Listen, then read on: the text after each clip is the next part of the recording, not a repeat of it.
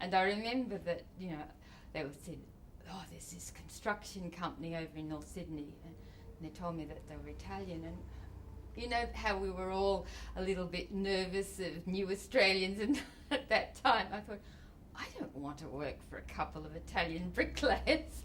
And then this, person, this small man came in, he was so genteel and nice, and I soon changed my mind, and so I found myself working for him for the next 32 years. So they were really great because, he's such a diverse character. How extraordinary.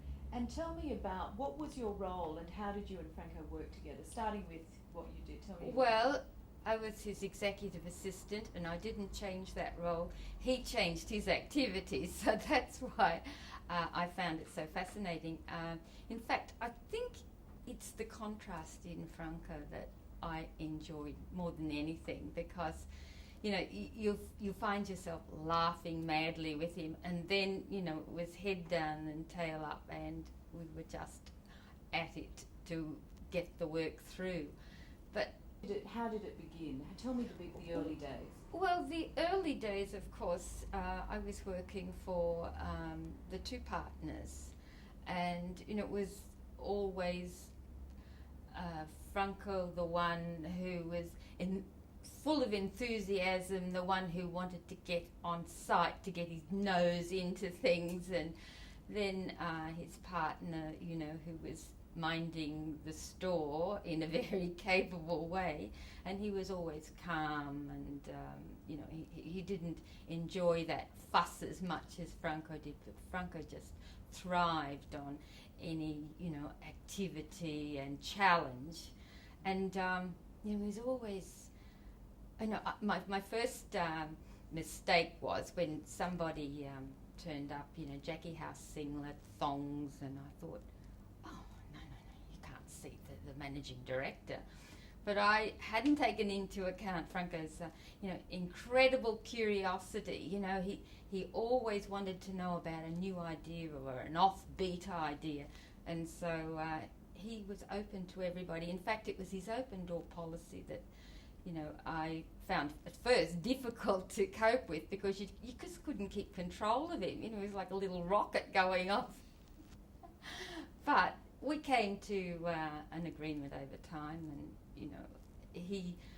I think it was when I realised that he was trusting me, that he was willing to accept some opinions, but he always had his own views, They don't really get inside it. And he also had that communication with the men on the floor. He loved the person in the field, he enjoyed to talk to them. And I suppose in those days, there were a lot of his own people from Italy, so, he could communicate well. And they appreciated the fact that they could speak directly to the chairman. In fact, they'd ring up and insist, oh, he said to call me any time, no problem, And so I think that was all part of the personal success.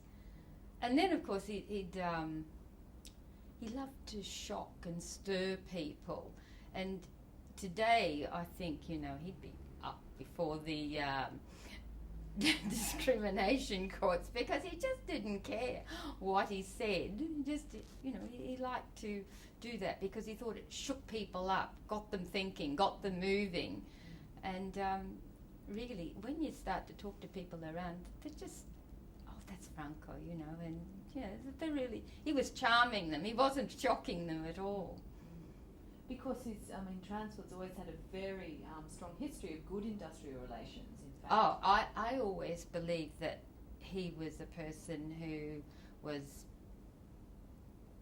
well, it was his effort, his personal effort on many occasions, that he spoke to people, he went out of his way, he'd take the trips to speak to the union people on site, he'd make them himself personally known, and so they felt then that they were dealing with the chief executive or the chairman or whatever his role was at the particular time, and he could speak to them at their own level, and I think that helped quite a lot. I think was in Williamstown. There was some problems before the company set up there, and I'm sure it was Franco's effort that pulled it all together. And I can't remember, somebody else will have told you how many unions were there, and I think they ended up with 3 in the end. So.